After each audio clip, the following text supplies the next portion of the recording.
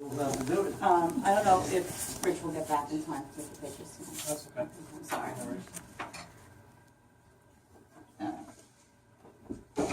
Come on, I need a picture. So there are a lot of others, I'm sure. All right, working meeting, call to order, it's 6 o'clock. Joe, did you give us, I got it. Okay.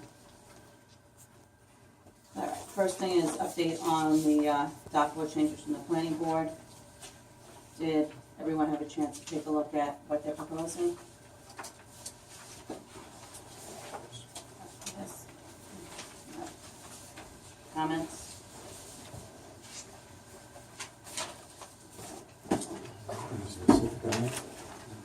Okay, well, after reading this, I went back and looked at the code. And from what I understand, and maybe I'm wrong, when we originally started this, when I think it was somebody on Manor Road, Fiduciary put in their dock, we got a flood of people that said, oh, I want a dock, I want a dock, I want a dock. So we did that because this law was supposed to prevent people from ruining the only beach that we have that's really usable, which is Walnut, correct? I only just found one house this would apply to that couldn't put a dock in. So it doesn't stop anybody else from putting a dock on a Walnut, that's going down Walnut Beach. So I'm not really sure if this is the law that was intended or what's trying to stop, but it's still, people, if they wanted to, we could still have a whole row of docks going down Walnut Beach, but at the same time, you only use only one person, which I think is the house that comes down from the corner of Walnut and the beach where the parking lot is, would be the only house that can't have a dock. Is that right? No, I don't think so. You need water access. Okay. You need riparian rights. You need a certain distance between docks. Okay, so they couldn't be actually on the beach, right? Right. They wouldn't go off the beach. They would be in the water. Dock. Well, the dock needs 18 feet Okay. of walkable space between the stairs and anything that may interfere with people walking across the beach. Seawall, bulkhead, things of that nature. Okay. So people have to be able to use the beach. You need, it can't be 200 feet within village property.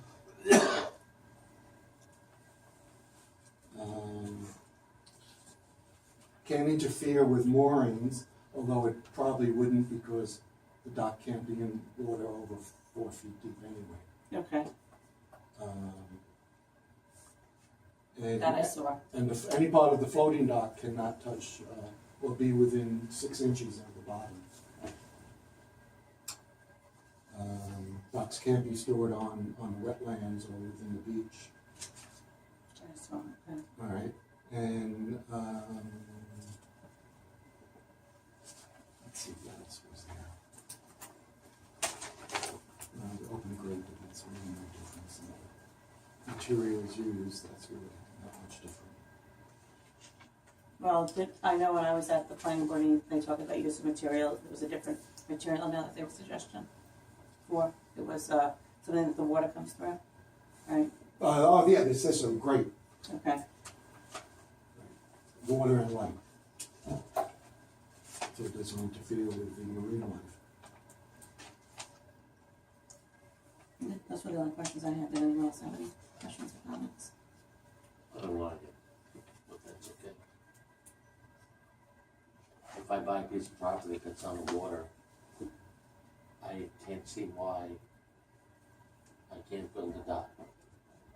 And if I'm buying a piece of property and paying waterfront, and I want to put my boat there, I mean, just to sit down there, what happens next? Next year it'll be another change, and we'll be increasing it, forcing everybody else against it. So I'm not for dock laws. Okay. You're not for docks, or you're not for a law that... I'm against a law that sits down there and forces somebody that's got waterfront property not to be able to build a dock. Well, I don't think this does it. No, it doesn't. That's good with this. It limits, so it keeps the availability of the beach and the waterfront for the people, so that you can't overbuild the door by the zoning laws, that's on land, so it goes out, so there are side variances, I think it's 75 feet from the property. So, Yeah, I mean, I think probably all of us would say, well, we would like to maintain that shoreline. and that's what it's for. But, you know, as you say, property owner who has that property say, well, I'm gonna be able to do it, so this is a way for them to do it, at least where they can't. Well, nobody's gonna build a dock on Walnut Beach itself. No, I know. No. I don't think you meant that, did you? You meant. I meant going down, when you're Going down looking, like if from- you're Yeah, but looking even down if at you the go beach. down the line, you know, if you start putting all these restrictions on it, one, you're gonna sit down and get somebody just gonna say, I'm building it, and fine me, and he's gonna write a check. If you can afford $1 million or $2 million, yeah, that's what's gonna No, but happen. the purpose of the law was to make the beach be aesthetic to people that are there on it. That's the purpose of the law, and that's what we're trying to do. I don't see that.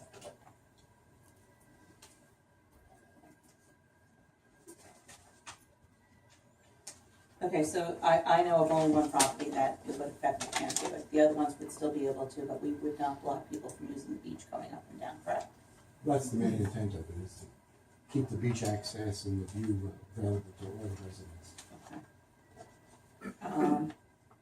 Okay, any other questions or comments, because we either have to go back to the planning board and have them redo this, or we have to then schedule a public hearing, right, John? No, well, you can continue discussing it, you can table it for further discussion. Okay. You don't have to give it back to the planning board, or you could set a public hearing, whichever you like to do. Okay, does anybody want any more time to review it? There's just one thing that I think we should be aware of, and it would be a problem. But we're talking about maintaining, say, 20 feet. Possibly to the 18 feet. bluff, 18 feet. Which would be at least to the bluff, that would be the barrier at that point. That could be, right. Okay. People who have waterfront property, it's deeded to the mean high tide mark. So at high tide, even though there may be a little room there, you're It's still a- basically it's a- saying that people can walk, we're giving them, At medium high tide, they need to allow 18 feet of walkability on the beach. but that would be on private property, is what I'm saying. So So it's a we're zoning saying- law. Well, I mean, I don't think anybody in this village is gonna say you can't walk the beach, although I know there was, all the way down the other end, by, going towards the power plant, there was some neighbor thing going on, and they put rocks across the beach because of driving the, you know, one of those Poquott stories, but, I would say that the odds are that nobody's gonna bother, but you just should know it, and It's as not long as it's legally stopping. okay. Excuse me, I'm sorry, go ahead. We're just saying that at high tide, full high tide, especially if it's a super high tide, people can walk because it doesn't normally, except in the storm, go up to the bluff itself, but they're gonna have to walk on private property, that is private property. So if that's okay, we just have to know that. That's- Right, it is okay, because it's in exchange for the obstruction of the rest of the beach. And the concern was, particularly down near the jetty down there, at high tide, the water comes right up to the wall. So if they would put their dock right up to the wall, people wouldn't be able to pass by and enjoy the beach. So we wanted to leave a walkable space in between where the dock will be and where the walk, 18 feet of space. No, I'm all for it, I Yeah. totally agree with that, I'm just saying that you just have to be aware that that area where they can go is going to be crossing private property. And, yeah, as long as you say they wouldn't have the right to block it or say, no, you get off my property, then you're okay. And Just what do people we, signing on to it. what do we do in the instance where we have moorings all out in the water? And say someone does build the dock, can Oh, we move the okay. moorings? So in other words, We could move the moorings, yes. Yeah. Oh, okay. The other part of the law You have says to it has to be permit, I got you. a minimum distance from the moorings, and it has to be a minimum distance from the moorings. And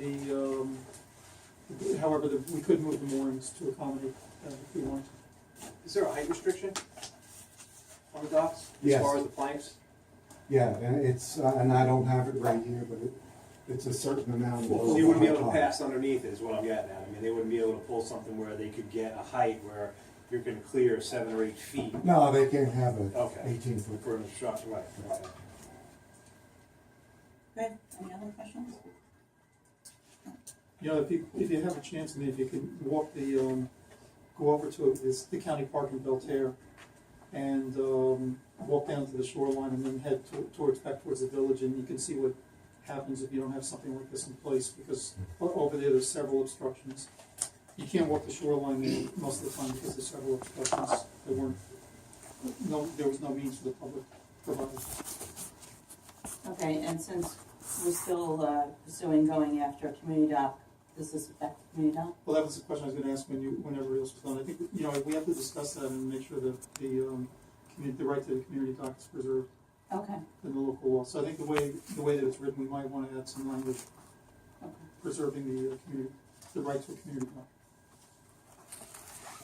Well, wouldn't it still have to conform, I mean, in terms of the specs? If we got to that point, wouldn't it necessarily have, you still want people to be able to pass by and do all this? The other parts, yes, So, what difference? because I think there's a part of the law that says that it has to be a certain distance from village property, as an example, and the community dock is beyond village Oh, property. Okay. All right, so, should we send it back to the planning board to change that? Or Well, should we we could change it, change it and then bring it to the next meeting to it? yes, I mean, you can change it here, or you can change it, send it back to the planning board, it's really up to you. You could, you know, if you're inclined to do that, you could send it back to the planning board with a request for those changes, for those concerns.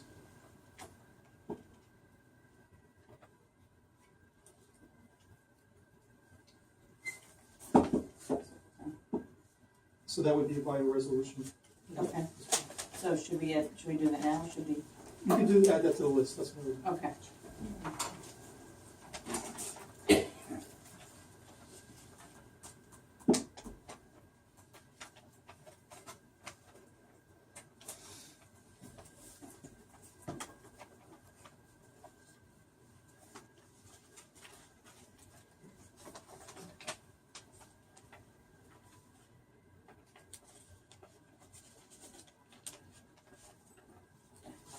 Anything else?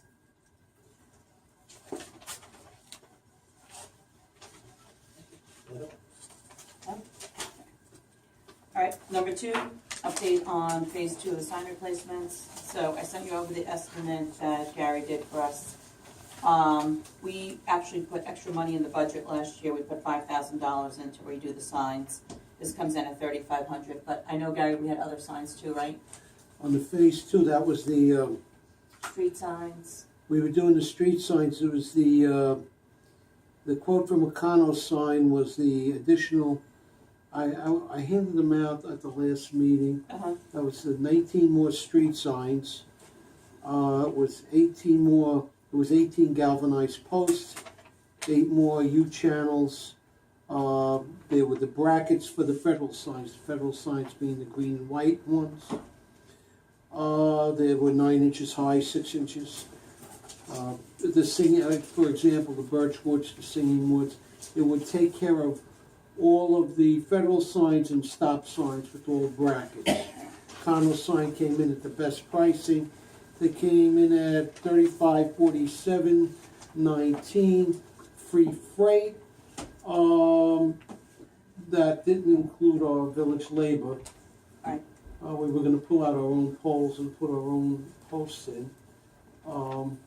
And that would have brought us to a changing of all basically our street signs, our street signs.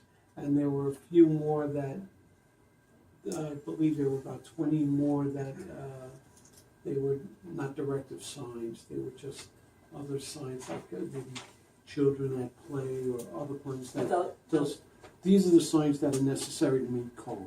Okay, now I know that you've already went through this with us, but it is a beach community, and those signs more remind me of, Queens. Okay, so is there any way of getting around and changing the signs to be more of a beach feel? Do you know What do you mean, like? Well, I know you're saying it's to code, but like I went to Belterre Yeah. yesterday and they don't have green and white signs. Oh, no, these are the street signs, these are our, oh, you mean you mean those beautiful wooden Right, signs they have there? these beautiful, And nice those carved out signs. And those, you mean those beautiful decorative ones that we mentioned a year and a half ago that are in code? That would be like scrapping this whole idea. I don't know if they're gonna meet code by 2018. That's what I had said, they're not changing anything. I mean, I went to Lake Grove and I saw that they're meeting code. Other villages are meeting code. Belterre, I didn't see do it. Okay, so what you're suggesting we do this because I'm if suggesting we something do else, the- we may have to change it. Well, if we do something else and come 2018 and we have to go for a federal grant and they say, you didn't meet code, you won't get a federal grant because you didn't meet code, we're gonna have to do this all over again. I figured if we do this and the feds come in and make us, we'll walk the plank again and have to do this all over again. Okay. So I don't know if Belterre is gonna have to do it eventually. I would like to put those nice 4x4 or 6x6 walnuts in and have them hand painted in gold leaf too. But I think eventually everybody's gonna have to do this. Okay. That's what I see. It was a 2007 decision by President Bush at that time, and President Obama carried it into 2008. So it is a federal requirement. It is mandated by the feds. It was probably something, only in my opinion, that they wanted to create work and manufacturing for the country, and I don't think it panned out. You see it little by little. You see it on the highways, on the expressway. They'll be taking down these look like brand new green and white signs, and they're all in capital letters. And they take these signs down, and you say, well, what are they doing? And they'll put new ones up, and what they do. Code is that the first letter has to be a capital letter, but they did a study that the first letter has to be uppercasing and the rest of the word has to be lowercasing. And they're changing them all out, to the cost of tens of millions of dollars for the country. Look what they just did out in Montauk. And this is what they're doing. Signs and they spent like Millions to take all the... $600,000 Yeah. putting signs up. And 2 months later, they're tearing them down. Yeah, and They this just is, did down here in Fort Jeff. Get off the ferry, welcome to New York. That sign's gone. right, And then wine tasting thing, a Right. couple hundred feet up the road. Gone. yeah. So I'm I thinking... don't think they know, yeah, they were.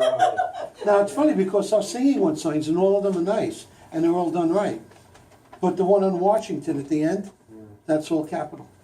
So I feel, just opinion, I think we should do it once, get it over with, get it done, get it right. Okay. And get used to it. Yeah, get used to it.